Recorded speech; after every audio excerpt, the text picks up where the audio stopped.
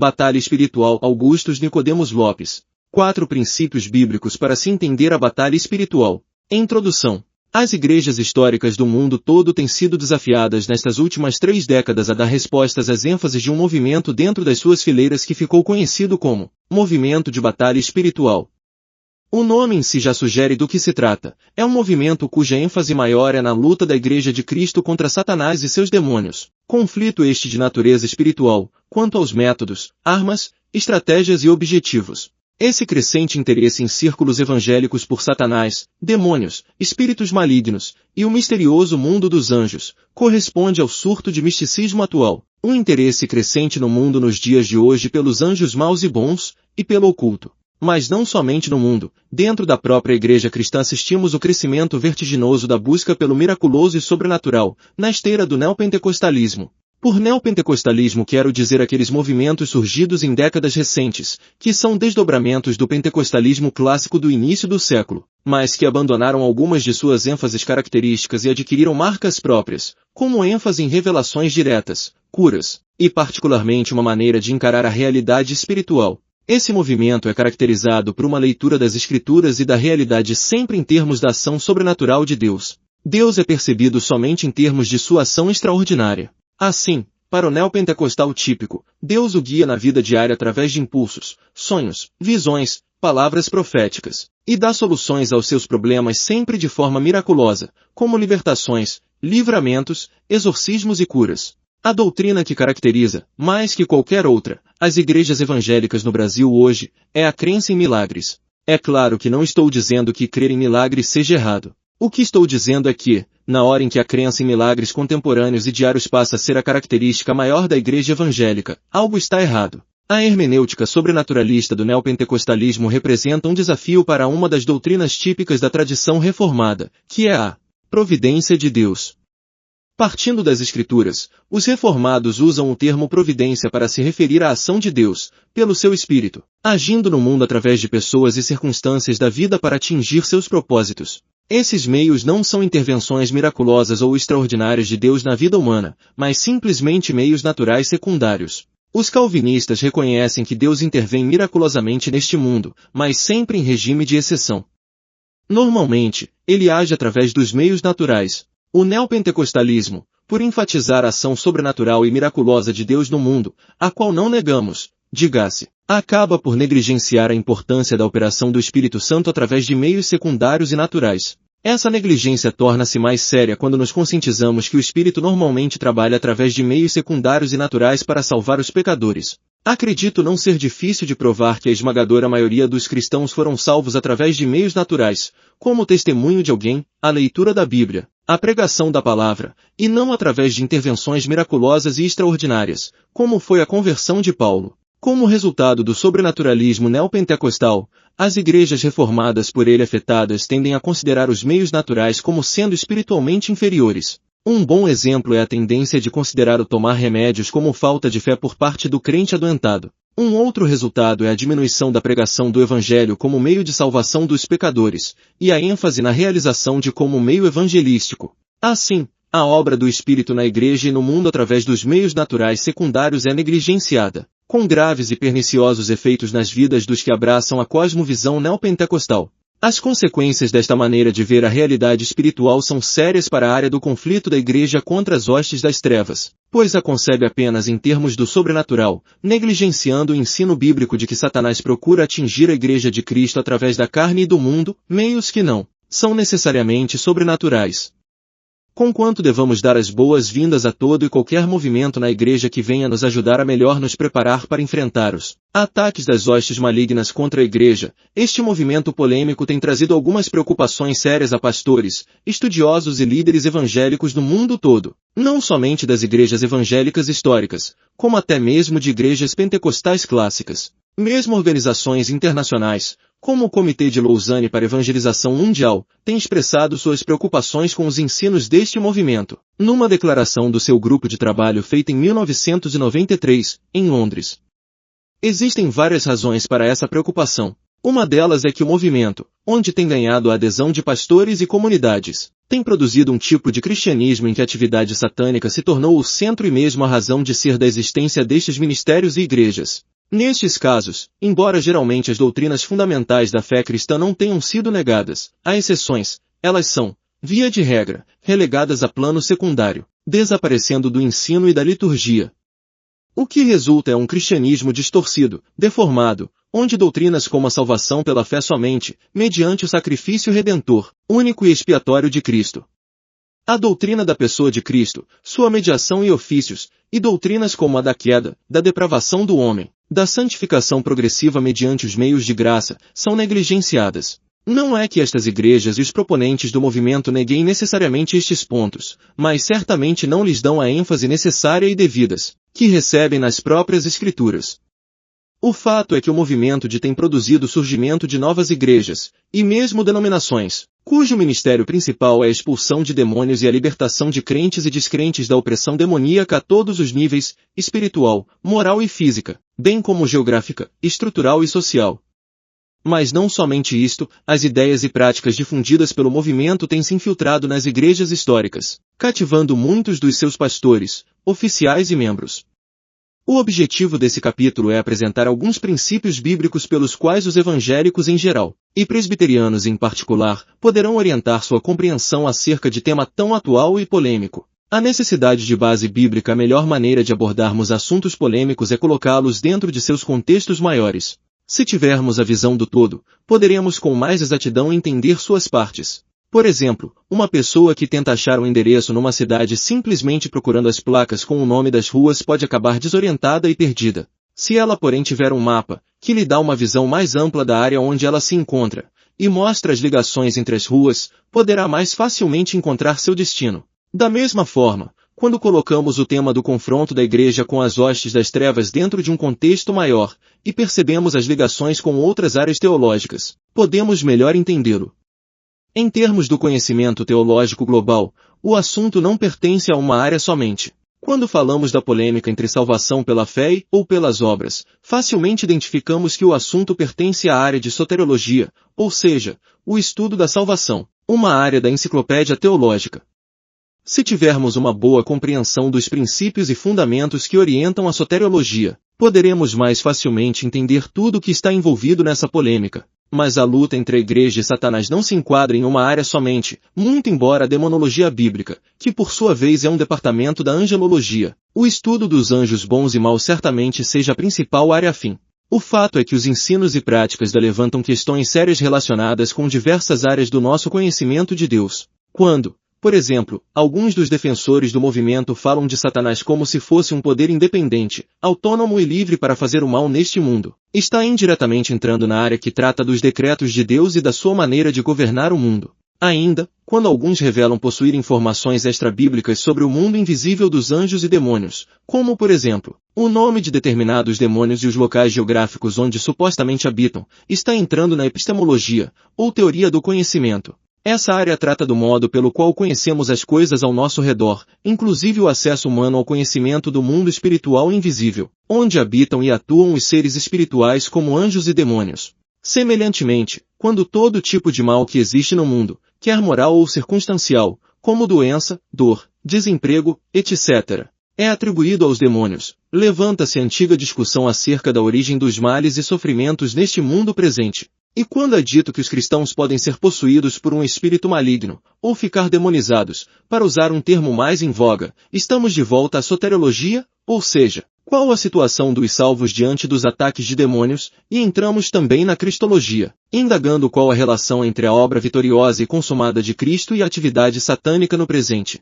8. Quando procuramos entender os conceitos a partir de princípios gerais que controlam as diversas áreas abrangidas pelo tema, poderemos ter alguns trilhos sobre os quais poderemos conduzir o assunto. No que se segue, procuro analisar 4 desses princípios que têm importância fundamental para ele: a soberania de Deus, a suficiência das Escrituras, a queda da raça humana e a suficiência da obra de Cristo. Acredito que, se forem compreendidos adequadamente pelos leitores, funcionarão como balizadores seguros pelos quais poderão prosseguir com maior certeza no conflito diário que enfrentamos contra as hostes espirituais da maldade. 4 princípios fundamentais. 1. Deus é soberano absoluto do seu universo. O título acima expressa um dos ensinamentos mais relevantes das Escrituras para o tema desse ensaio. Um soberano é alguém que está revestido da autoridade suprema, que governa com absoluto poderio, que exerce um poder supremo sem restrição nem neutralização. Quando dizemos que Deus é soberano, significa que ele tem poder ilimitado para fazer o que quiser com o mundo e as criaturas que criou, e que nenhuma delas pode, ao final, frustrar seus planos. Podemos fazer algumas afirmações quanto a essa doutrina. A soberania absoluta de Deus sobre sua criação percebe-se claramente nas Escrituras. No Pentateuco, Deus revela-se como o Criador do mundo visível e invisível, e da raça humana. Ele é o libertador dos seus e o legislador que soberanamente passa leis que refletem sua santidade e exigem obediência plena de suas criaturas. Ele exerce total controle sobre a natureza que criou, intervindo em suas leis naturais, suspendendo-as, milagres. Assim, em contraste com os deuses das nações, ele é o supremo soberano do universo, acima de todos os deuses, que os julga e castiga, bem como aos que os adoram. Nos livros históricos, lemos como Deus cumpre soberanamente suas promessas feitas a Abraão de dar uma terra aos seus descendentes, introduzindo-os e estabelecendo-os em Canaã, e ali mantendo-os até que os expulsasse por causa da desobediência deles. Os salmos e os profetas celebram a soberania de Deus sobre sua criação e sobre seu povo. É ele quem reina acima das nações e de seus deuses falsos, quem controla o curso desse mundo.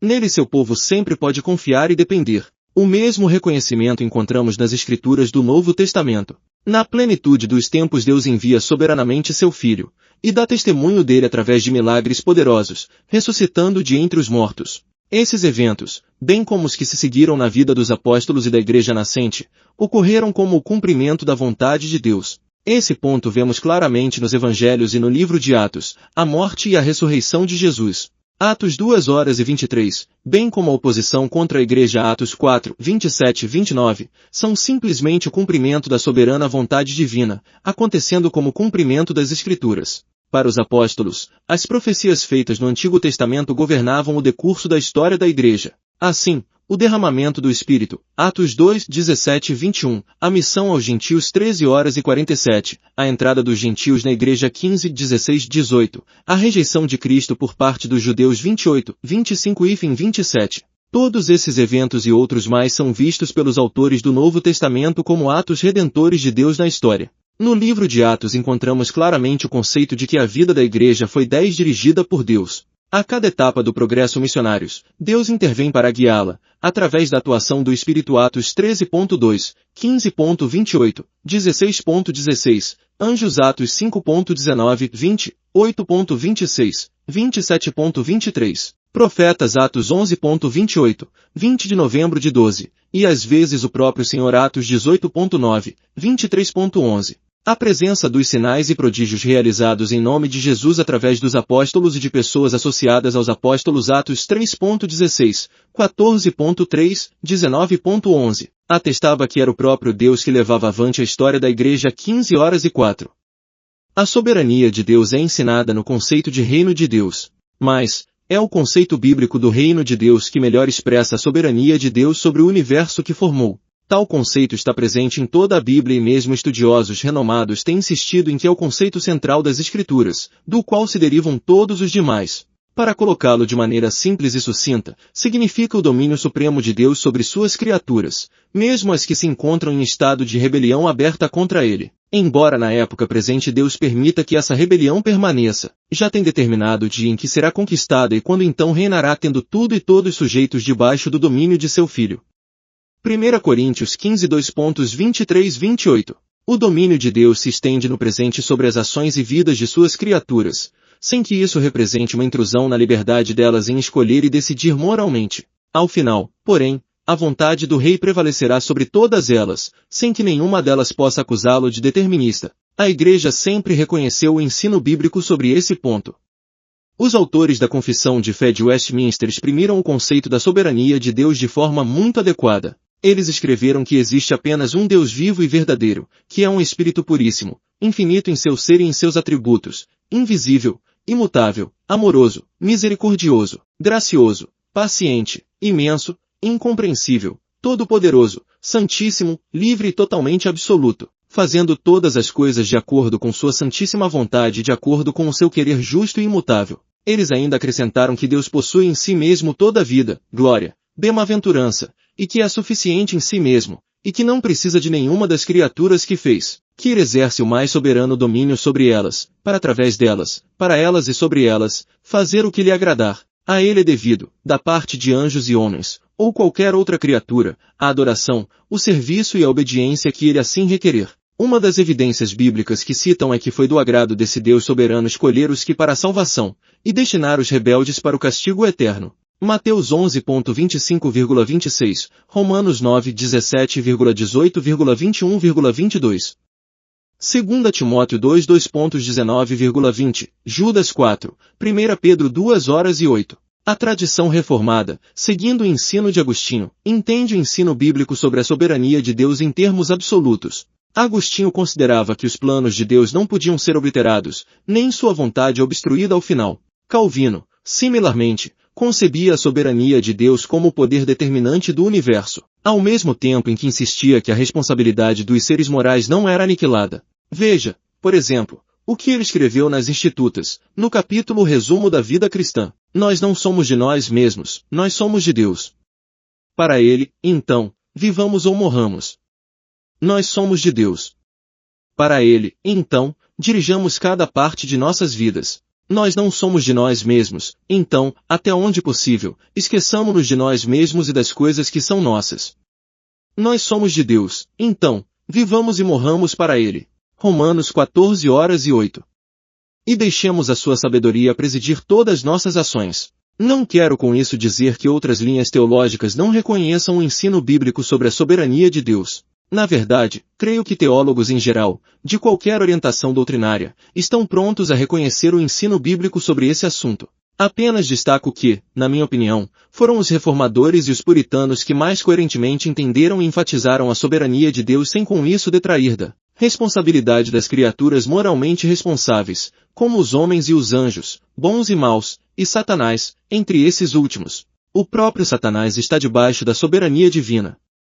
Embora não esteja muito claro na Bíblia, a Igreja cristã sempre entendeu que Satanás foi originalmente um dos anjos criados por Deus, talvez um querubim de grande beleza e poder, que desviou-se do seu estado original de pureza e motivado pela vaidade e pela soberba, rebelou-se contra Deus, desejando ele mesmo ocupar o lugar da divindade. Isaías 14 e Ezequiel 28. Punido por Deus com a destruição eterna, o anjo rebelde tem entretanto a permissão divina para agir por um tempo na humanidade, a qual, através de seu representante Adão, acabou por seguir o mesmo caminho do querubim soberbo. Pela permissão divina, Satanás e os demais anjos que aliciou dos exércitos celestiais, cumprem nesse mundo propósitos misteriosos, que pertencem a Deus apenas. Alguns deles transparecem das Escrituras, que é o de servir como teste para os filhos de Deus e agente de punição contra os homens rebeldes. O ensino bíblico é claro. Satanás, mesmo sendo um ser moral responsável e retendo ainda poderes inerentes aos anjos, nada mais é que uma das criaturas de Deus, e portanto, infinitamente inferior a ele em glória, poder e domínio. Mesmo que a Bíblia fale do reino de Satanás e de seu domínio nesse mundo, Efésios 6:12, Lucas 4:6, João 14:30, e advirta os crentes a que estejam alertas contra suas ciladas. Efésios 6:11, 1 Pedro 5:8, Tiago 4:7. Jamais lhe atribui um poder independente de Deus, ou liberdade plena para cumprir planos próprios, ou capacidade para frustrar os desígnios do Senhor. Assim, a Bíblia nos ensina que Satanás não pode atacar os filhos de Deus sem a permissão dele. Foi somente assim que pode atacar o fiel Jó. Jó 1:6-12, 2:1-7. Incitar Davi a contar o número dos israelitas. 1 Crônicas 21:1, com 2 Samuel 24:1, e peneirar Pedro e demais discípulos. Lucas 22:31-32. Os crentes têm a promessa divina de que ele só permitirá a tentação prosseguir até o limite individual de cada um. 1 Coríntios 10:13. O que só faz sentido se o Senhor tiver pleno controle sobre a atividade satânica. Os autores bíblicos não viam esse controle do Deus Santo e Puro sobre a atividade satânica como uma insinuação potencial de que Deus era o autor do mal ou mesmo pactuasse com ele. Num doce universo em estado de rebelião contra o seu santo e soberano Criador, onde habitavam seres morais responsáveis, decaídos espiritual e moralmente, era perfeitamente concebível que Deus, em seu plano de redenção, interagisse com homens e anjos decaídos, usando-os conforme seu querer soberano. Em nossos dias, percebe-se claramente que a doutrina da soberania de Deus, como entendida pelos reformados, não é muito popular. Algumas dificuldades têm sido levantadas contra ela. Homens e anjos podem frustrar os planos de Deus. Essa estranha ideia predomina em alguns arraiais evangélicos. Um exemplo é o artigo escrito por Mars, onde afirma que as pessoas estão sempre arruinando o bom plano de Deus, e que Deus sempre está pronto para começar outra vez. Estou bem consciente de que a doutrina de que há um Deus que reina supremo não é recebida favoravelmente entre os incrédulos. O salmista menciona que os príncipes desse mundo se uniram para tomar conselho contra Deus e seu ungido. Salmos 2:2-3. Nietzsche anunciou a morte de Deus, e os secularistas e ateus resolveram ignorar Deus como uma realidade. Essa resistência está presente até mesmo entre cristãos. Para alguns deles, Deus é um ser divino afável, como eles mesmos. Devemos reconhecer que até mesmo os crentes mais fiéis lutam com o conceito da plena soberania de Deus quando estão passando por sofrimentos. Contudo, o conceito bíblico da soberania do Senhor Deus permanece claramente expressa nas Escrituras. Não há uma determinação última de Deus quanto ao universo. Teólogos famosos como Clark Pinnock têm defendido em nossos dias uma compreensão mais moderada da soberania de Deus do que a compreensão de Agostinho e de Calvino. Pinnock afirma que um controle soberano da parte de Deus nega a habilidade e a liberdade das pessoas em escolher obedecer a Deus ou voltar-se contra seu propósito. Ele sugere que Deus criou o mundo com uma certa medida de autodeterminação, e que governa um mundo livre e dinâmico, onde não há nada determinado de forma fixa ou definitiva. A soberania de Deus, ele sugere, é algo aberto e flexível. Pinnock tem recebido muitas críticas de teólogos reformados hoje. Sua ideia de soberania de Deus não faz justiça ao ensino da Bíblia acerca do reino de Deus nesse mundo. A soberania de Deus o torna autor do pecado e do mal. Muitas pessoas não conseguem entender como Deus pode ser soberano e ao mesmo tempo permitir que o mal impere. James Long, preocupado com essa questão, escreveu: "Eu me importo com paradoxos. Deus reina. O mal também parece reinar. Eu quero ver como as Escrituras relacionam os dois." Quase 20% dos 6 bilhões de pessoas desse planeta vivem em absoluta pobreza e sofrimento.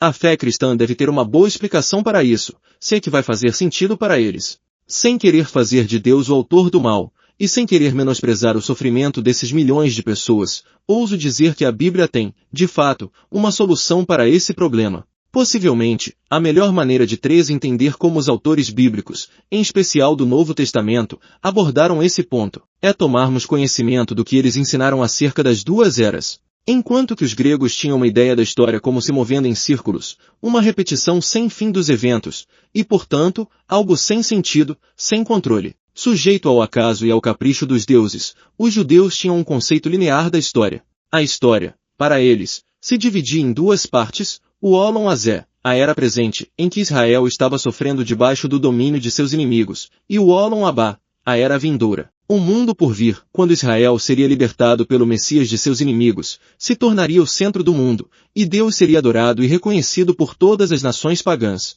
Esta nova era seria introduzida pelo Messias, quando viesse em glória e poder, para destruir os opressores do povo de Deus. Segundo o Novo Testamento, vivemos hoje no período em que as duas eras se sobrepõem. A coexistência das duas eras traz tensões que o Novo Testamento expõe de forma clara. Cristo já reina, mas ainda não liquidou literalmente todos os seus inimigos, como Satanás e a morte. 1 Coríntios 15 2:20-28, Hebreus 2:08. O reino de Deus já está entre nós, mas ainda temos de orar: venha o teu reino. Já estamos salvos da condenação do pecado, mas ainda não da sua presença e da morte que ele acarreta. Já temos as primícias do Espírito, já experimentamos os poderes do mundo vindouro, mas ainda não em sua plenitude. 1 Coríntios 13, 9-13. Já estamos ressuscitados com Cristo, mas ainda não fisicamente. É à luz desta tensão que podemos entender que o diabo já foi vencido, despojado, limitado e amarrado, mas ainda não aniquilado. 1 Coríntios 15:24. Procuremos entender claramente este ponto. Nos evangelhos, Satanás é representado como sendo um inimigo vencido. Os demônios são expulsos inexoravelmente. Eles se aproximam de Jesus, não como negociadores em pé de igualdade, mas como suplicantes. Marcos 1:23 e 28, 5:1 e 20. O Senhor Jesus declara que Satanás está amarrado. Marcos 3:27, Mateus 12:29, Lucas 11:21 e 22. Por outro lado, a destruição final de Satanás é vista como ainda no futuro Mateus 25:41. Esta tensão faz parte do ensino de Jesus acerca do reino de Deus, que já é presente, mas ainda vindouro. Temos que manter os dois pontos desta tensão em perfeito equilíbrio. O problema com muitos defensores da é que não dão ênfase suficiente no aspecto já realizado da obra de Cristo, da sua vitória sobre Satanás. Igualmente perigosa é a falta de ênfase no ainda não da tensão. O reconhecimento da soberania de Deus tem profundas implicações na vida do cristão. Em meio às dificuldades, provações, sofrimento e adversidades da época presente, ele encontrará profundo conforto em confiar no Deus que está em perfeito controle da situação, e que a seu tempo e ao seu modo haverá de prover o que for necessário para o bem de seu filho. A Bíblia está repleta de exemplos de heróis e heroínas da fé que repetidamente afirmaram sua confiança no poder de Deus para fazer tudo certo.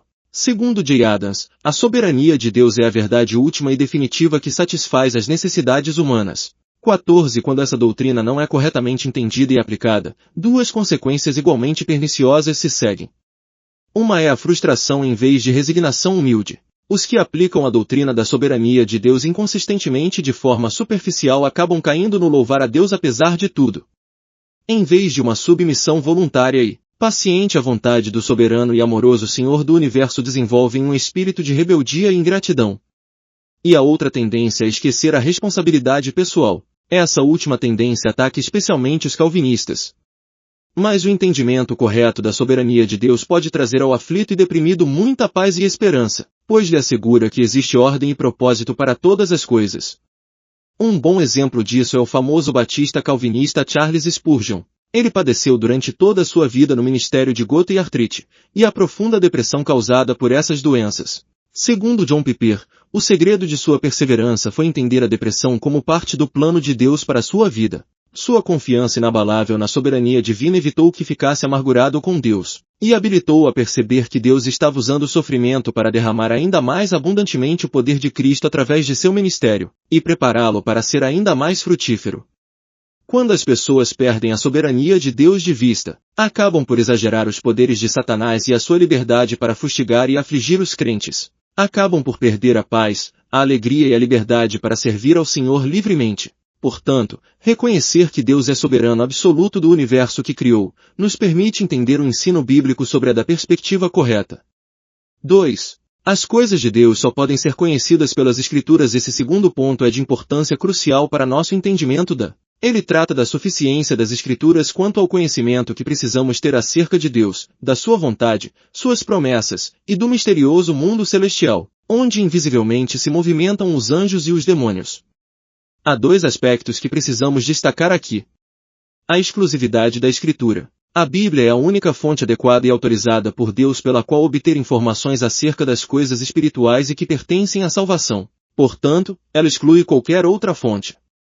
Muito embora Deus se revele através da sua imagem em nós, consciência, Romanos 2:14 e 15, e das coisas criadas Romanos 1:19 e 20. Entretanto, é através de sua revelação especial nas Escrituras que nos faz saber acerca do mundo invisível e espiritual que nos cerca. Assim, muito embora possamos depreender alguma coisa acerca de Deus pelo conhecimento de nós mesmos e do mundo criado, é exclusivamente nas Escrituras que encontraremos a revelação clara e plena de Deus para a humanidade.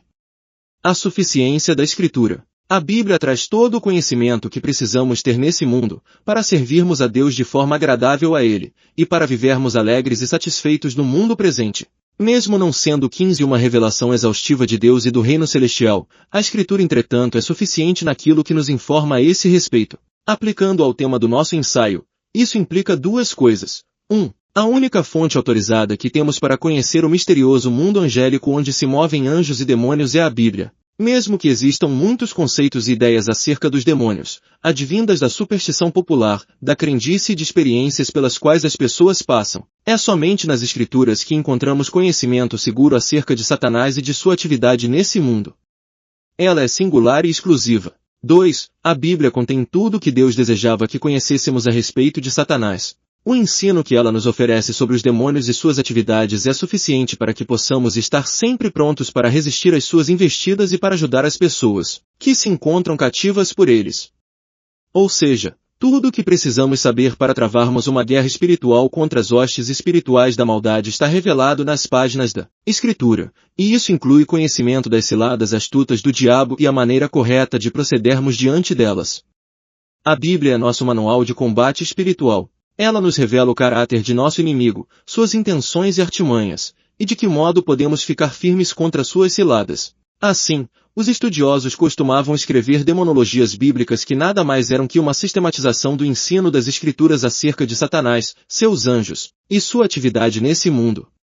Os puritanos, por exemplo, escreveram muitas obras acerca do conflito entre os cristãos e o diabo, que no geral sempre eram baseadas no que a Bíblia dizia sobre os demônios e suas atividades. Contudo, em nossos dias, assistimos com perplexidade o crescimento espantoso de uma demonologia que se utiliza de outras fontes de conhecimento acerca do reino das trevas além das Escrituras, ao ponto de afinal contradizerem o ensino da mesma, ou de a complementarem. Tanto a exclusividade quanto a singularidade da Escritura nesses assuntos foram deixados para trás. O resultado tem sido um ensino acerca de métodos de evangelização bem distorcido e diferente daquele ensinado pelas Escrituras. Em geral são usadas 4 fontes de onde se extraem conhecimento extrabíblico sobre a atividade demoníaca. Experiências pessoais. Alguns exemplos deverão bastar para que possamos entender o que estou dizendo. Uma das mais sérias deficiências do livro A Igreja e a, escrito por Neus Etioca, diz respeito às suas fontes. É surpreendente encontrar nas notas bibliográficas fontes como fatos constatados e verificados nas ministrações pessoais, depoimentos pessoais, e testemunhos de ex-pais de santos. É destas últimas fontes que a autora tira o fundamento para grande parte do seu livro. Por exemplo, a sua convicção de que crentes verdadeiros podem ficar endemoninhados baseia-se, não em exegese das Escrituras, mas na narrativa de várias experiências que teve. Etioca frequentemente menciona experiências pessoais para provar suas convicções. Ela afirma, com base na sua experiência de aconselhamento, que certos demônios adquirem o direito de se sentarem no pescoço das pessoas. Com base em testemunhos, ela afirma que as orações da Igreja 16 diminuem o índice de criminalidade, roubo e violência, que as entidades de uma rua podem ser atadas, etc. Uma de suas crenças mais curiosas, a de que determinadas igrejas têm entidades malignas que se alimentam dos pecados não resolvidos da comunidade e seus pastores, é defendida principalmente com base em vários testemunhos. O que é ainda mais preocupante, Etioca faz várias especulações sobre os demônios que dominam o Brasil baseada na doutrina da Umbanda sobre estas entidades. Um outro exemplo é o artigo seminal de Peter Wagner sobre espíritos territoriais e missões mundiais publicado em 1989. Neste artigo, Wagner admite que seu conhecimento sobre espíritos territoriais baseia-se principalmente na sabedoria popular sobre o assunto. Mas não para aí. Ele tenta um cálculo do número de demônios que existem baseado nas informações de um ex-pai de santo da Nigéria, a quem Satanás teria designado autoridade sobre um determinado número de demônios, que por sua vez tinham controle sobre outro número. Wagner defende a tese de casas mal assombradas com base na experiência de missionários em Serra Leoa. A maior parte do artigo é empregado por Wagner para amontoar experiências após experiências de campos missionários, que supostamente provam a existência de demônios que são autoridades locais. Vaquel observa que as experiências citadas por Wagner para defender a existência e a atuação de espíritos territoriais são muito limitadas e cuidadosamente selecionadas. Ele mostra, por exemplo, que a maioria das ilustrações que Wagner usa em seu livro Warfare Prayer são tiradas da Argentina, especialmente do ministério do evangelista argentino Carlos Anacondia, que se utiliza da estática da Vaquel. Nota, porém, que Wagner não menciona os casos em que estes métodos foram empregados sem qualquer resultado, e nem os casos em que houve conversões em massa, implantação de novas igrejas, e crescimento genuíno de igrejas sem que estes métodos tivessem sido utilizados.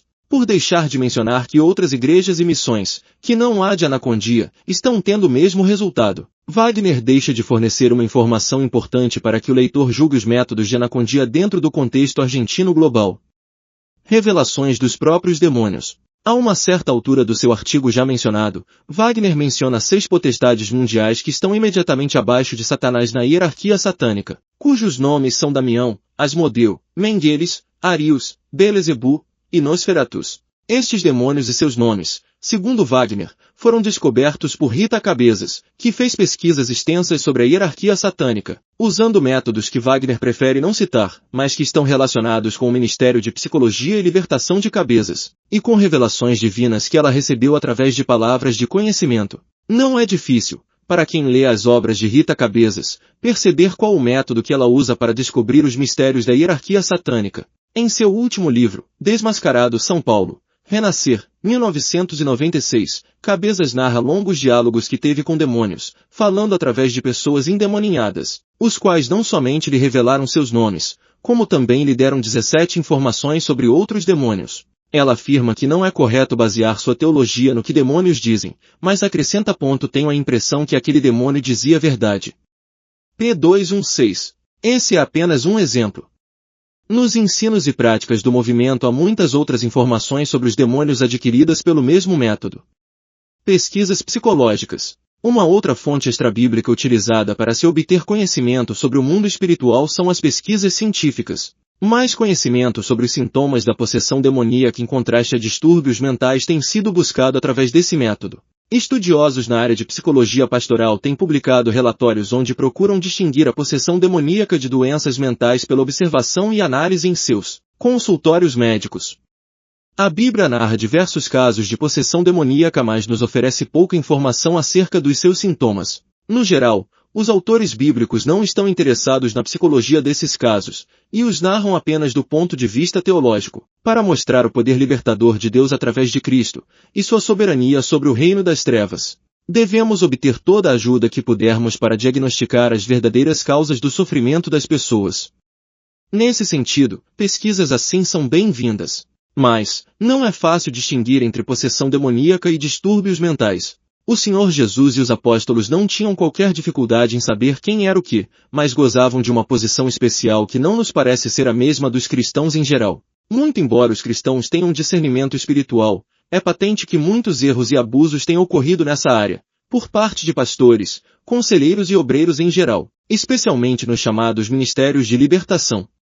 Num recente artigo acerca do tratamento dos distúrbios da múltipla personalidade, um estado psiquiátrico doentio em que as pessoas apresentam várias diferentes personalidades, Christopher Rosick adverte que os pastores devem ter cuidado para não diagnosticar DMP, distúrbios de múltipla personalidade, como sendo possessão demoníaca. Usar exorcismo num paciente de DMP é uma atitude inaceitável, e muitos terapeutas a consideram como sendo extremamente prejudicial ao paciente. A necessidade de cautela fica ainda mais patente quando descobrimos, para nosso desânimo, que os pesquisadores nessa área não conseguem chegar a um acordo quanto aos sintomas que claramente distinguem possessão demoníaca de desordens mentais. Alguns estudiosos, como Isaus, afirmam que a perda do autocontrole, ouvir vozes ou ter visões, a presença de outras personalidades dentro da pessoa, rejeição de itens religiosos, flutuações entre personalidades, comportamento suicida e destrutivo, ocorrências paranormais ou parapsicológicas, são sintomas claros de possessão demoníaca.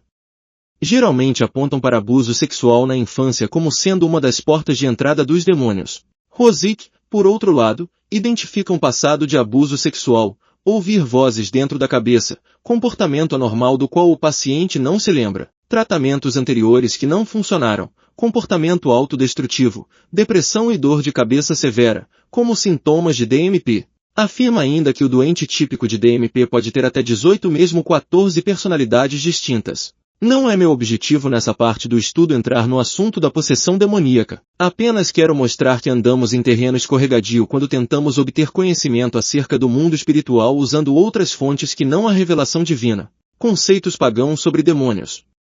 Muita coisa ensinada pela semelhança à sabedoria pagã sobre os espíritos maus, como os conceitos de casa mal assombrada, quebra de maldições, etc. Gary Greenwald afirma num artigo que é possível que espíritos malignos sejam transferidos para crentes de 6 maneiras. Viver numa cidade onde os espíritos dominantes seduzem os crentes, viver em associação com descrentes, assistir fitas de cinema ou vídeo que expõem pornografia e violência, transferência de espíritos de antepassados ímpios, imposição de mãos por parte de pessoas erradas, líderes espirituais que não são realmente homens de Deus. Podemos concordar que algumas dessas coisas mencionadas acima são perniciosas para o crente e que ele deve evitá-las. Mas daí a aceitarmos a ideia de que elas transferem maus espíritos aos crentes, vai uma grande distância. Essa conclusão não é corretamente inferida das Escrituras, muito embora o autor tente fazer referência a algumas passagens que julga que provam seu ponto. O conceito de transferência de espíritos malignos para crentes parece muito mais um conceito pagão do que bíblico. Soa como o conceito de mal olhado da Umbanda. Já outro autor, escrevendo sobre como uma família crente deve consagrar ao Senhor a casa onde moram, defende que pode haver demônios morando nela, se os moradores anteriores foram ímpios, e recomenda que os crentes façam uma operação de limpeza, removendo todos os traços de pecado, e expulsando os demônios daquele lugar. O mesmo deve ser feito em quartos de hotéis e escritórios. Evidentemente todos os cristãos desejam morar num lugar onde Deus seja o Senhor, mas as Escrituras não nos ensinam a fazer rituais de purificação de casas ou outros locais para que isso ocorra. Deus habita em nós, e se habitamos numa casa, nossa presença santifica aquele local. A ideia parece ter sido importada das religiões pagãs, especialmente da Umbanda e do Baixo Espiritismo. Os perigos que correm os cristãos que adotam uma demonologia ou uma visão de que vai além dos padrões da palavra de Deus são devastadores. Via de regra, os que têm ido além das Escrituras acabam caindo numa demonologia semi-pagã. Defensores dessa nova teologia, mesmo apresentando às vezes bom material bíblico, são tendentes a especulações fantásticas e imaginações espetaculares. Os que veem a dor, o sofrimento, as doenças, a depressão, o desemprego, os conflitos pessoais e o pecado, enfim, toda a miséria que existe no mundo ao seu redor, sempre em termos de, correm diversos riscos quanto à sua fé. Enumero em seguida 3 deles. Falsa compreensão. Quando aceitamos a ideia de que vivemos num mundo onde todo o mal se origina na atuação direta de Satanás ou alguns de seus demônios, perdemos de perspectiva o ensino bíblico de que somos responsáveis pelos nossos pecados e pelas consequências dos mesmos, que 19 geralmente nos trazem dor e sofrimento. E podemos até mesmo começar a questionar se a disciplina espiritual é de algum valor para quebrarmos o poder dos hábitos pecaminosos em nossas vidas, já que acreditamos que estes se resolvem pela expulsão de entidades espirituais responsáveis pelos mesmos. Temor doentio. Pessoas que percebem a vida cristã exclusivamente em termos de, logo começam a ver conexões sinistras e macabras entre os eventos do dia a dia e atividades de demônios, o que pode levá-las ao pânico ou a um comportamento paranoico. Ilusão. Pessoas que experimentam umas poucas vezes a vitória sobre o inimigo podem adquirir uma falsa sensação de superioridade, de orgulho ou a ilusão de terem poder. Entretanto, a vitória pertence a Deus. Devemos nos lembrar que a maioria dos problemas que os cristãos experimentam procedem de suas próprias faltas, defeitos, incoerências, idiosincrasias e enfermidades espirituais.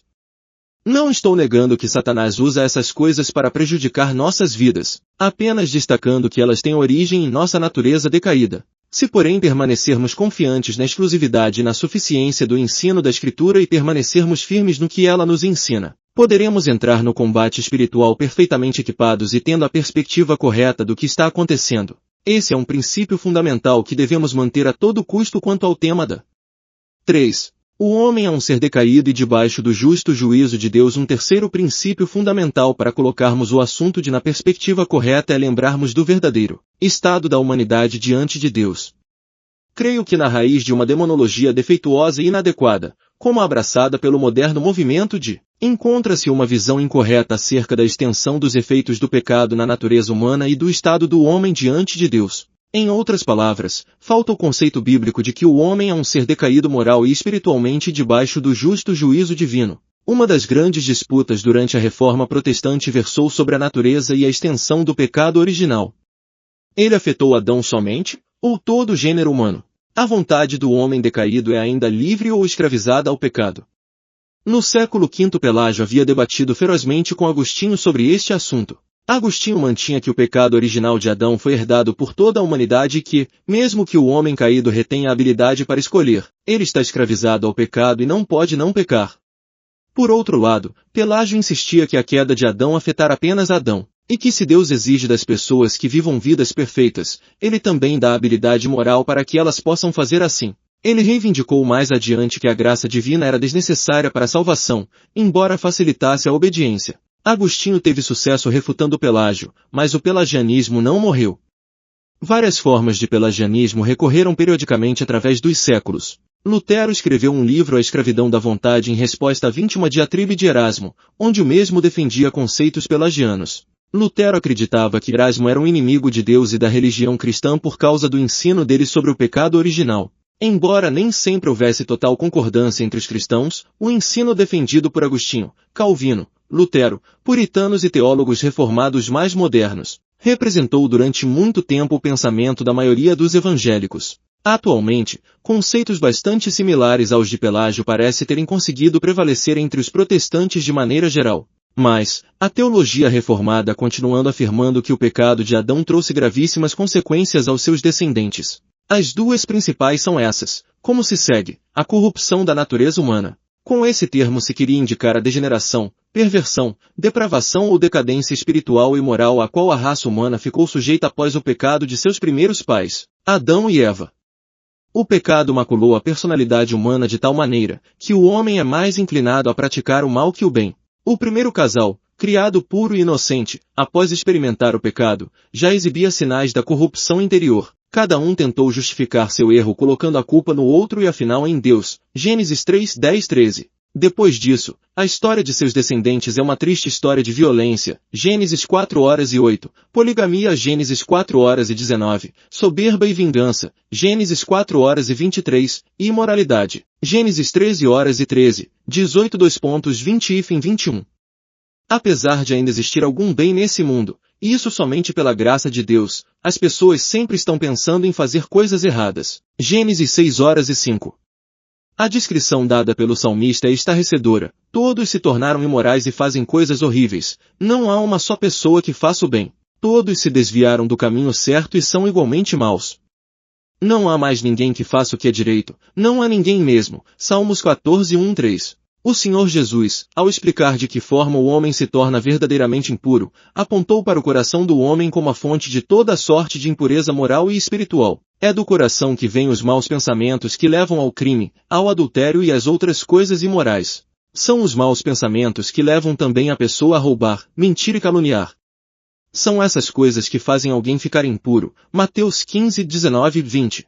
Semelhantemente, o apóstolo Paulo escrevendo aos Romanos, e desejando mostrar que todos, sem exceção, são naturalmente corrompidos e inclinados ao mal, cita em série várias passagens do Antigo Testamento como prova da depravação total do homem. Não há ninguém justo, ninguém que tenha juízo, não há quem adore a Deus. Todos se desviaram do caminho certo, todos se perderam. Não há mais ninguém que faça o bem, não há ninguém mesmo. Mentem e enganam sem parar. Mentiras perversas saem de suas línguas, e palavras de morte, como veneno de cobra, saem de seus 21 lábios. As suas bocas estão cheias de terríveis maldições. Eles têm pressa de ferir e de matar. Por onde passam, deixam a destruição e a desgraça. Não conhecem o caminho da paz e não aprenderam a temer a Deus. Romanos 3, 10, 18. Essas passagens da Bíblia são suficientes para demonstrar o nosso ponto. Ainda outras poderiam ser acrescentadas. Basta uma consulta sincera à nossa consciência, aliada a um exame da história humana e a uma olhada ao nosso redor para verificarmos que a Bíblia diagnostica de forma exata a situação da raça humana.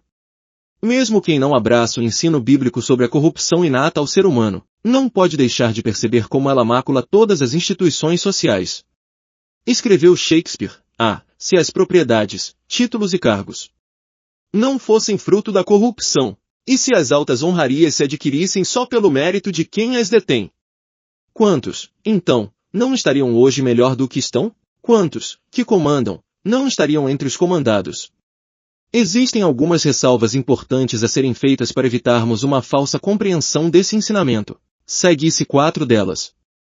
A queda do homem não contradiz a presença do bem nele. Quando dizemos que a depravação é total, não estamos com isso querendo dizer que nunca ninguém tem pensamentos bons ou faz coisas certas. Não há depravação, por absoluta que seja, que não traga, em seu aspecto exterior, algum traço de virtude. O termo total aponta para o fato de que o pecado penetrou em todas as faculdades do homem e as contaminou, como pensamentos, emoções, vontade. Também indica que essa contaminação é de tal forma que, se deixado entregue a si mesmo, o homem seguirá naturalmente caminhos que o desviam de Deus e o levam cada vez mais ao pecado. A queda do homem não contradiz a presença do bem no mundo. É preciso ressalvar que o ensino reformado da total depravação do homem não ignora a realidade óbvia de que há pessoas nesse mundo que fazem obras de caridade, que demonstram sentimentos de misericórdia e compaixão, e que são capazes de sacrifícios os mais heróicos e altruístas por causas humanitárias e nobres. Apenas atribui tais atos, não à natureza do homem em si, mas ao que denomina de a graça comum de Deus. Com isso os reformados designam aquelas operações graciosas e soberanas da providência de Deus, pelo seu Espírito, na humanidade em geral, restringindo as corrupções e as tendências malignas dos corações e promovendo atitudes de misericórdia, independentemente das crenças religiosas das pessoas, com o objetivo de preservar por mais um tempo o convívio humano, a existência da sociedade e a sobrevivência da raça humana. Dessa forma, se por um lado a humanidade é totalmente inclinada a fazer coisas erradas, por outro, é levada, maioria das vezes de forma inconsciente, por Deus a realizar atos de misericórdia e bondade, pelos quais a sua sobrevivência em sociedade é preservada. Caso Deus deixasse de atuar assim, a humanidade já teria se destruído há muito tempo. Veja Gênesis 20:6, Salmos 33, 5, 104, 13 e 15, Mateus 5:45. A queda do homem não exclui sua responsabilidade. O ensino reformado da depravação total também não exclui o reconhecimento de que as Escrituras ensinam que o homem, mesmo nesse estado decaído, é responsável pelos seus malfeitos. Alguns estudiosos alegam que o homem não pode ser responsabilizado pelos seus atos pecaminosos desde que é irresistivelmente inclinado a praticá-los. Porém, entendemos que a queda do homem de um estado de pureza e inocência para o de depravação moral e espiritual não anulou a sua responsabilidade diante de Deus. As Escrituras, mesmo afirmando a depravação moral e espiritual das pessoas, avisa-as que são responsabilizadas por Deus pelos seus atos, e que sofrem as consequências dos mesmos. Josué 9:56, Provérbios 5:22, 22:08, Jeremias 21:14, Romanos 6:2.21,23, 2 Coríntios 5:10, Gálatas 6:8-9. Não é difícil constatar que frequentemente sofremos com os resultados de decisões, palavras e atitudes erradas que tomamos. A preguiça tem trazido pobreza a muitos. Uma vida desregrada traz doenças. A falta de domínio próprio tem provocado reações que levam ao homicídio. A embriaguez e o uso de drogas têm trazido sofrimentos indizíveis aos seus usuários e familiares. O amor ao dinheiro, a cobiça e a inveja têm traspassado a muitos com muitas dores. Nas palavras do escritor Jules Romans, de 1885 a 1972, se nossa época, se nossa civilização correm a uma catástrofe, isto se dá menos por cegueira, do que por preguiça e por falta de mérito. Esse é o ponto que desejamos enfocar nessa parte do nosso ensaio. Grande parte da miséria espiritual, moral, social, individual, financeira e estrutural que sempre aflige a humanidade é fruto, em primeiro lugar, dos pecados que ela comete. A humanidade em geral é responsável, em grande medida, pelo sofrimento moral, espiritual e físico que suporta durante sua existência. É verdade que há muitos e muitos casos em que pessoas sofrem como consequência, não de seus erros, mas dos erros de outros, como por exemplo, os pais que perdem um filho atropelado por um motorista bêbado, ou os civis que sofrem durante uma guerra. Negar isso seria cruel. Mas não é esse o nosso ponto. O que estamos querendo dizer é que, ou por nossa culpa ou pela de outros humanos, grande parte da miséria que nos assomete tem como raiz última esse estado de depravação e corrupção a que a desobediência dos nossos primeiros pais nos lançou. Desobediência essa na qual incorremos por nós mesmos, pois até mesmo as catástrofes naturais, como terremotos, ciclones, secas e dilúvios, são atribuídos na Bíblia à desordem cósmica gerada pela queda do homem no Jardim do Éden. Gênesis 3:17 e 18, Romanos 8:22. A condenação e o castigo de Deus. Essa é a segunda consequência da queda que desejo enfatizar. A humanidade não somente vive num estado lastimável de depravação espiritual, provocando muitas dores em si mesma, ela está debaixo do mais severo juízo de Deus por causa do estado de rebelião em que vive, atraindo sobre si castigos temporais impostos por ele.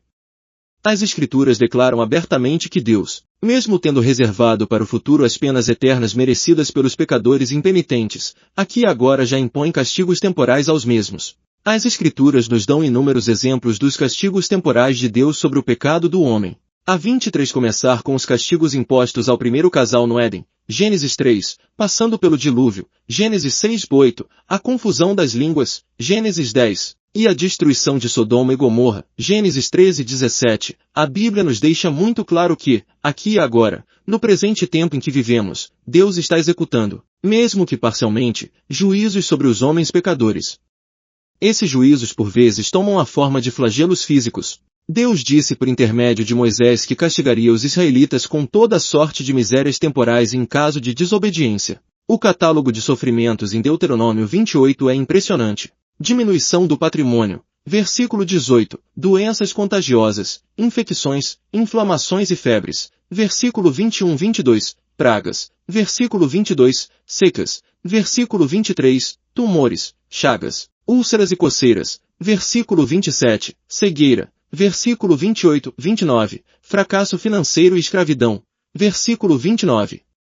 A lista é infindável. O restante dela nos versículos 30 a 44, ver também Levítico 26.14 e 46. Não pretendo fechar os olhos ao fato de que as Escrituras ensinam que Deus é paciente, complacente e misericordioso para com a humanidade rebelde, e que apesar da desobediência e rebelião das pessoas, Ele graciosamente lhes dá a vida, saúde, bens e até a longevidade. Mesmo as pessoas mais ímpias por vezes experimentam nessa vida privilégios materiais que excedem em muito a porção magra com que frequentemente os justos são agraciados. A constatação dessa realidade levou muitos santos antigos a inquirir acerca da justiça de Deus. Ver Salmo 72, o livro de Jó, o livro de Eclesiastes. A resposta é que Deus, em sua muita misericórdia e seguindo propósitos frequentemente ocultos aos nossos olhos, nem sempre nesta vida castiga o pecado imediatamente na proporção que o mesmo merece. O juízo e a condenação final dos ímpios é certa e Deus tem reservado a punição deles para aquela ocasião. Aqui no presente Ele os castigue por vezes com flagelos e aflições temporais, como prenúncios daquela condenação eterna que os aguarda. A ideia de que todo mal, quer sob a forma de sofrimento e misérias, quer sob a forma de pecado, provém da atuação direta de demônios é bastante difundida pelo movimento de... Na verdade, acredito que o conceito de que todo mal é demoníaco é a mais fundamental doutrina desse movimento. A esses espíritos malignos é atribuída a responsabilidade, não somente de doenças, desastres, fracassos, divórcios, desemprego e coisas semelhantes, mas também de atitudes pecaminosas, como o uso de drogas, a prostituição, o homossexualismo, o consumo de pornografia e todos os distúrbios morais de comportamento. Segundo o entendimento de muitos proponentes essas entidades maléficas se instalam na vida das pessoas, crentes e descrentes, e nas estruturas sociais, políticas e econômicas de determinadas regiões geográficas. Resta à Igreja somente o método de expelir essas entidades dos locais estratégicos onde se instalaram, como um meio eficaz de combatê-las e libertar as pessoas debaixo de seu controle. O ponto que desejo frisar é que esse ensino do movimento é uma perspectiva limitada e reducionista do ensino bíblico acerca do sofrimento humano, bem como uma avaliação distorcida da realidade que nos cerca. Os diferentes sofrimentos experimentados nessa vida pelos homens 24 têm como origem, muitas vezes, não somente a desobediência humana, como também o castigo divino. Evidentemente, não sabemos ao certo dizer quando um termina e o outro começa. E é preciso reconhecer que, em casos como o de Jó, Satanás pode servir como instrumento dentro dos propósitos divinos. Provavelmente os efeitos do pecado, os juízos divinos e a atuação dos demônios estão tão interligados em alguns casos que a separação na prática é impossível. De qualquer forma, creio ter ficado claro que o conceito defendido pelo movimento de que todo sofrimento, toda miséria e todo mal circunstancial que sobrevém às pessoas hoje, tem origem demoníaca, não tem qualquer sustentáculo bíblico. Não estou dizendo que os espíritos malignos não atuam na promoção da miséria e da dor, bem como na disseminação do pecado. Negar isso seria negar o ensino da Bíblia. Ela afirma que o diabo veio para matar, roubar e destruir, João 10:10. Afirma também que ele é o pai da mentira. João 8:44. Sabemos que Satanás se utiliza da nossa natureza depravada como instrumento de tentação, como se fosse um aliado interno, para nos levar ao pecado. O que estou questionando é a ênfase do movimento de que toda forma de mal, circunstancial e moral, provém diretamente de Satanás, e que ele é, em última análise, o responsável pela nossa escravidão a determinados pecados. Reconheço que muitos cristãos acham extremamente difícil romper com determinados comportamentos compulsivos que sabem ser pecaminoso, como ver pornografia, comer em excesso, sentir autopiedade ou mentir.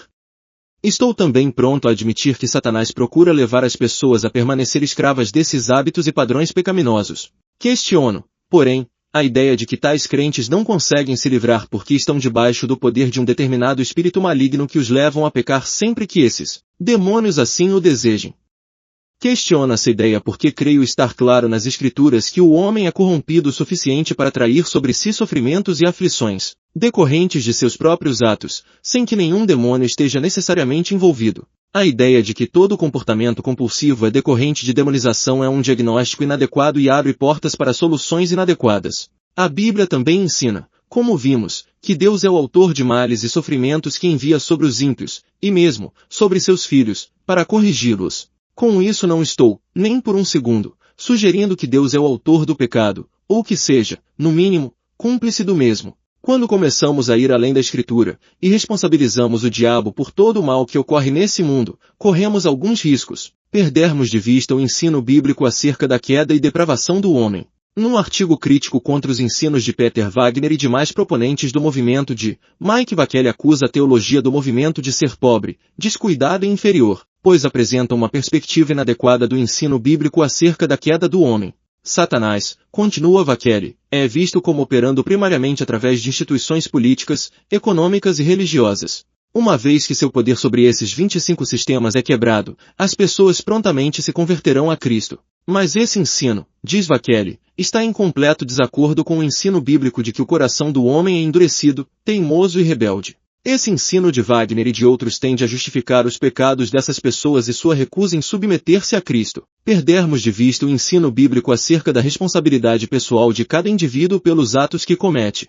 Num artigo sobre como os cristãos podem se libertar de comportamentos compulsivos, outra maneira de se referir à prática costumeira de determinados pecados, o autor Lester Sumrall corretamente menciona que o diabo ilude as pessoas com conceitos errados acerca do pecado e de Deus, para mantê-las escravizadas a determinados hábitos pecaminosos, mas responsabiliza tais indivíduos por não serem capazes de romper com tais hábitos. Muitos não desejam realmente renunciar ao prazer que o pecado lhes traz, outros são orgulhosos demais para buscar ajuda, outros se concentram em assuntos secundários em vez de irem à raiz do problema, ainda outros são inconstantes, desejam mudar, mas não ao ponto de renunciar àqueles hábitos e sentimentos familiares. Ele conclui dizendo que é somente através de um esforço espiritual constante que poderemos nos libertar de padrões rotineiros de pecado. O que desejo destacar nesse artigo de Sumrall é a combinação equilibrada entre o reconhecimento de que Satanás pode iludir as pessoas ao pecado e a responsabilidade última que cada pessoa tem diante de Deus por se deixar iludir e praticar a iniquidade.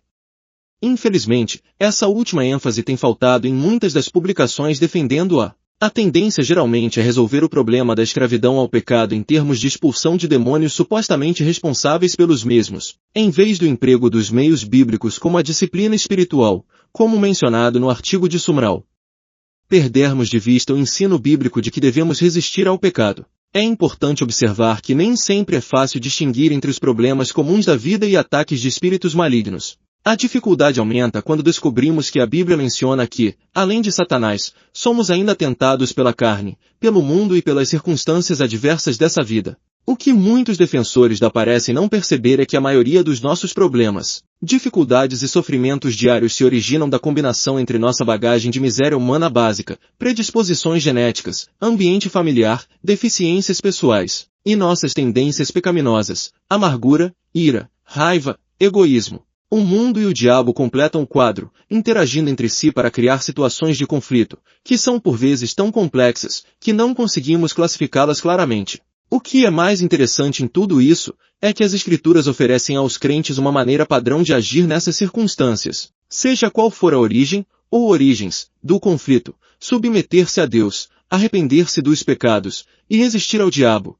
e ele fugirá. Tiago 4, 7 e 10. Entendendo-a somente em termos de ataques de espíritos malignos, muitos hoje têm negligenciado o ensino bíblico acerca da necessidade de 26 santificação, disciplina espiritual e resistência moral contra as tentações, sejam elas da carne, do mundo ou do diabo. Portanto, é extremamente importante que mantenhamos firmes em nossas mentes o ensino bíblico de que o homem é um ser decaído e que está debaixo do justo juízo de Deus. É importante, não porque desejamos enfatizar morbidamente essas tristes verdades, mas porque precisamos compreender claramente a natureza das misérias e dos males que acometem as pessoas, a responsabilidade que têm nelas, e de que forma devem reagir. 4. Se alguém está em Cristo é uma nova criação. O leitor deverá ter percebido que o título acima é na verdade uma parte das palavras de Paulo em 2 Coríntios 5.17, e, assim, se alguém está em Cristo, é nova criatura, as coisas antigas já passaram, eis que se fizeram nova, ara. Preferi traduzir a palavra ktisis como criação e não como criatura pelos seguintes motivos. 1. Das 19 vezes que a palavra ktisis ocorre no Novo Testamento, a grande maioria é traduzida por criação. Marcos 10h06, 13h19, Romanos 1h20, 8, 19 e 22, Colossenses 1h15, entre outros. Embora em alguns casos a tradução criatura seja possível. 2. Algumas das traduções mais respeitadas internacionalmente preferem também criação em vez de criatura, como a RSVI e a NVI. 3. Criação expressa melhor o sentido do que Paulo deseja dizer em 2 Cor 5.17. Seu ponto não é a transformação psicológica e espiritual que acontece com uma pessoa que está em Cristo, como na tradução da BLH, é uma nova pessoa, mas sua participação na nova criação que já foi iniciada por Deus em Cristo. O contraste coisas antigas e novas não é um contraste entre o tempo antes e depois da conversão da pessoa a Cristo, mas entre o período antes e depois da vinda de Cristo, entre a velha era e a nova. As palavras de Paulo devem ser entendidas, não psicologicamente, mas escatologicamente, em termos do seu ensino sobre o raiar da nova era em Cristo, do início da nova criação em Cristo, da qual ele é o primogênito. Já tratamos acima acerca do ensino paulino sobre as duas eras. Evidentemente esse conceito abrange o outro, de que a pessoa se torna uma nova pessoa interiormente, mas aponta para ainda outras características da obra de Cristo em favor da sua igreja. Entendido dessa perspectiva, o verso está dizendo que se alguém está em Cristo ele faz parte da nova criação, da nova humanidade cujo cabeça é Cristo, e desfruta de todos os privilégios desse novo status. Outras passagens do Novo Testamento nos completam o quadro. Quem está em Cristo goza aqui e agora da presença do Espírito Santo como penhor do que ainda há por vir. F1.14 Experimenta o gozo e os poderes do mundo vindouro. HB 6.45 Compartilha da natureza de Cristo como primícia da ressurreição ainda por ocorrer, já tem a vida eterna que significa conhecer a Deus e ao seu Filho Jesus Cristo. Jó 17.13 Desfruta de um novo coração. SL 51.10, EZ 11.19. 36.26, Jó 3.3, GL 6.15 Foi liberto do domínio do pecado e da lei. RM 6 de janeiro de 14, 7.16 É guiado pelo Espírito de Deus. RM 8 de janeiro de 17. 27 As Escrituras enfatizam especialmente a nova relação que aquele que está em Cristo mantém com Deus. Antigamente era filho da ira, dominado pelo mundo, pela carne e pelo diabo e debaixo do juízo de Deus. F2.13 Agora, foi perdoado e aceito por Deus. Adotado como filho em Cristo, já nenhuma condenação existe contra ele. RM 8.1. Ele não mais pertence a esse mundo que se desfaz, mas à época vindoura que já raiou no presente. Assim, Satanás já não tem mais qualquer autoridade ou direito sobre ele, apesar de ainda tentá-lo ao pecado. Nas palavras do apóstolo João, o maligno não lhe toca. 1 Jó 5.18. Basta um estudo simples das Escrituras, da linguagem usada para descrever nossa redenção, para que não fique qualquer dúvida de que o crente, à semelhança de um escravo exposto à venda na praça, foi comprado por preço, e que, agora, passa a pertencer totalmente ao novo dono. O antigo patrão não tem mais qualquer direito sobre ele, como rezava a legislação romana da época. Assim, Paulo diz que fomos comprados por preço. 1 Cor 6.20, agorazo, comprar, redimir, pagar um resgate para libertá-lo, e que sendo agora livres, não devemos nos deixar outra vez escravizar. 1 Cor 7.23. Fomos resgatados, lutro, pelo precioso sangue de Cristo. 1 P 1.18, confronte com AP 5.9. O ensino bíblico acerca da relação que o crente desfruta com Deus precisa ser enfatizado em nossos dias, particularmente as suas implicações.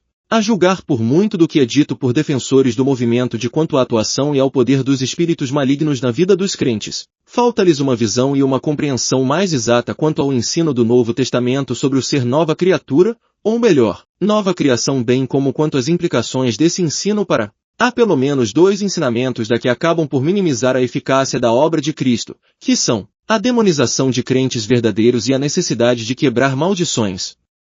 Primeiro, vejamos o conceito de que crentes verdadeiros podem ser demonizados. Ela tem se tornado tão popular que muitos artigos de revistas teológicas especializadas em aconselhamento, ao tratar das características da demonização, não fazem qualquer distinção entre crentes e descrentes. Mas, o que é demonização?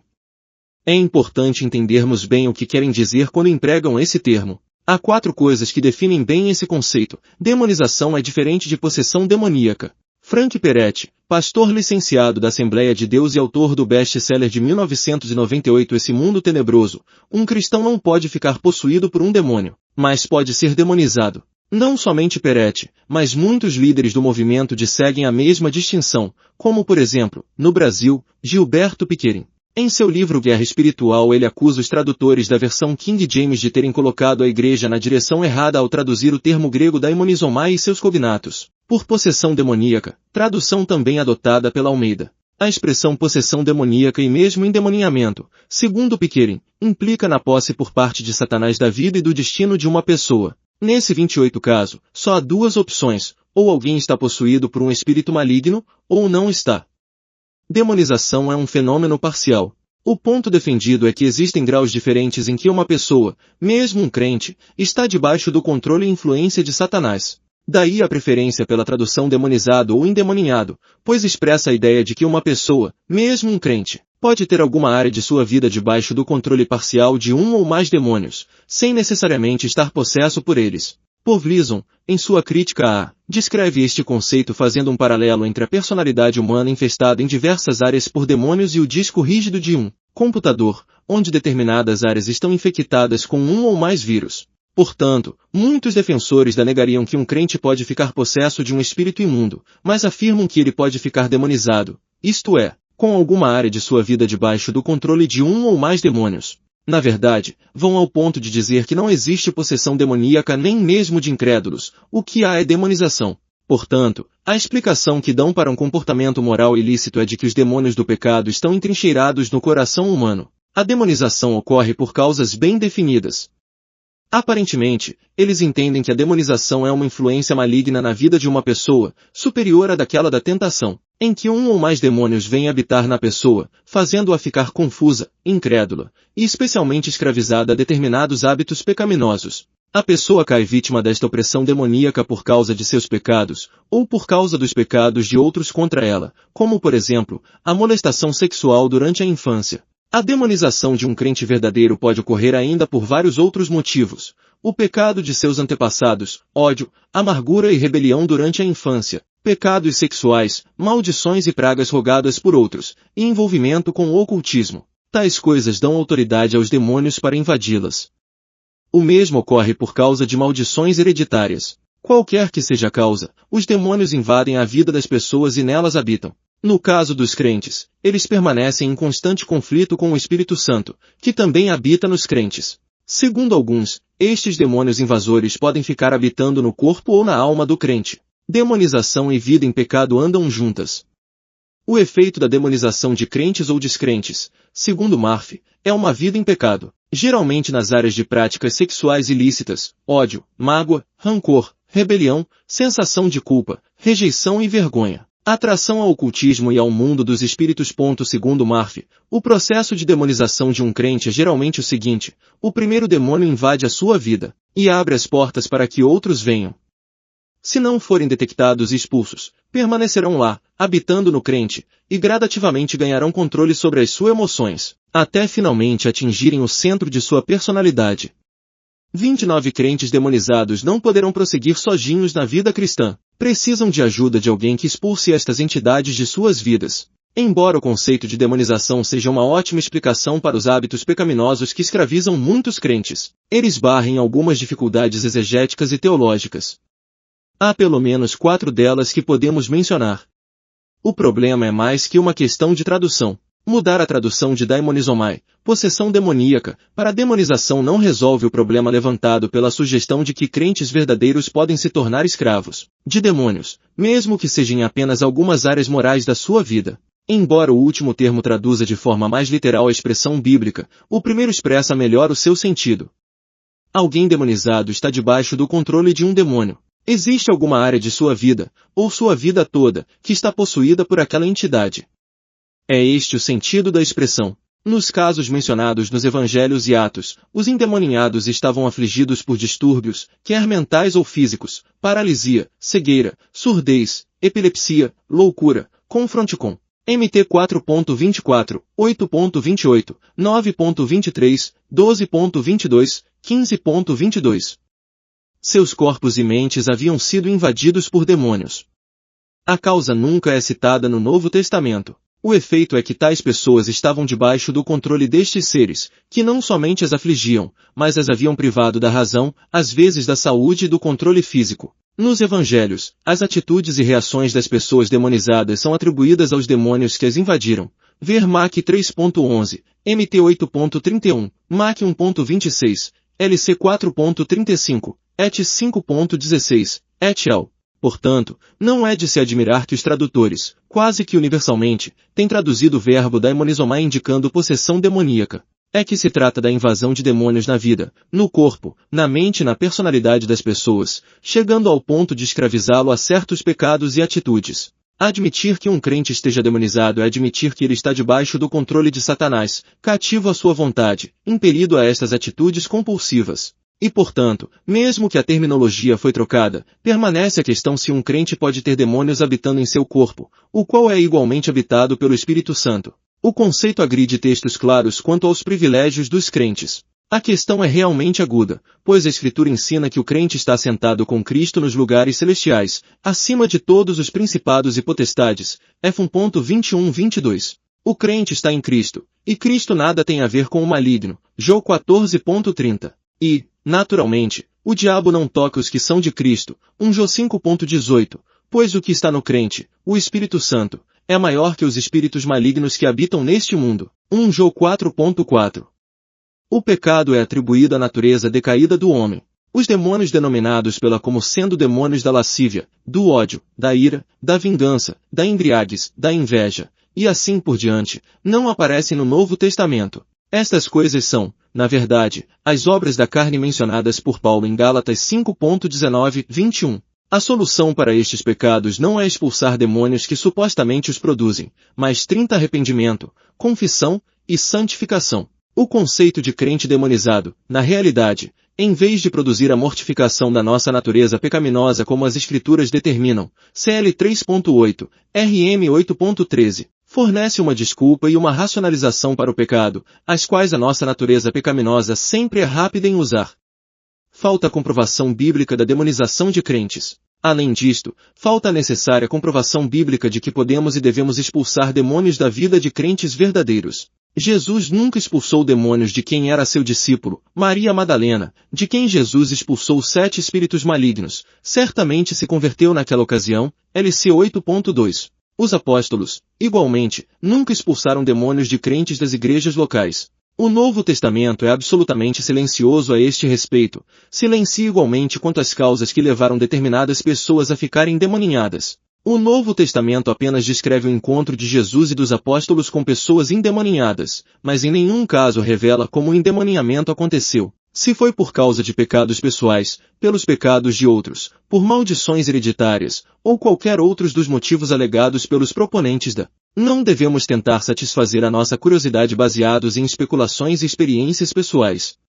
Segundo, a quebra de maldições. Esse ensinamento característico tende igualmente a minimizar a perfeição e a eficácia da obra de Cristo na vida do crente. Podemos resumir esse conceito em 4 pontos. Os filhos pagam pelos erros dos pais. Os pecados, vícios e pactos demoníacos feitos pelos antepassados de um crente afetam negativamente a sua existência presente. Maldições hereditárias são aquelas que herdamos dos nossos pais e antepassados em decorrência desses erros que eles cometeram. Este conceito procura basear-se em Êxodo 20.5, onde Deus afirma que castiga a maldade dos pais nos filhos até a 3ª e 4ª geração. A transmissão genética de demônios. Autores como Rodovalho chegam a sugerir que os espíritos familiares passam dos pais para os filhos através dos genes. Dessa forma, eles se perpetuam na família geração após geração. Isso explicaria por que determinadas famílias sofrem de pecados ou tragédias características em suas linhagens. Por exemplo, famílias que através dos séculos são marcadas por casos e mais casos de suicídio são vítimas de um espírito familiar de suicídio, que entrou na linhagem por algum motivo e só sairá com a quebra da maldição e a reparação do pecado que lhe deu a oportunidade.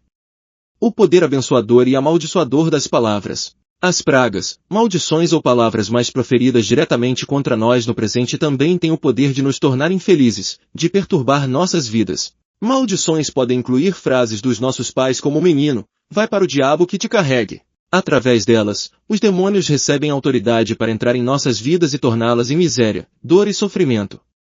31 A necessidade de quebrar essas maldições. Mesmo um verdadeiro crente pode deixar de alcançar a plena felicidade nesse mundo caso esteja amaldiçoado, isso é, debaixo de alguma maldição. Caso não as quebre, padecerá nas mãos dos demônios, que recebem poder para atormentá-lo através delas. O processo consiste em localizar e identificar estas maldições, e anulá-las em nome de Jesus.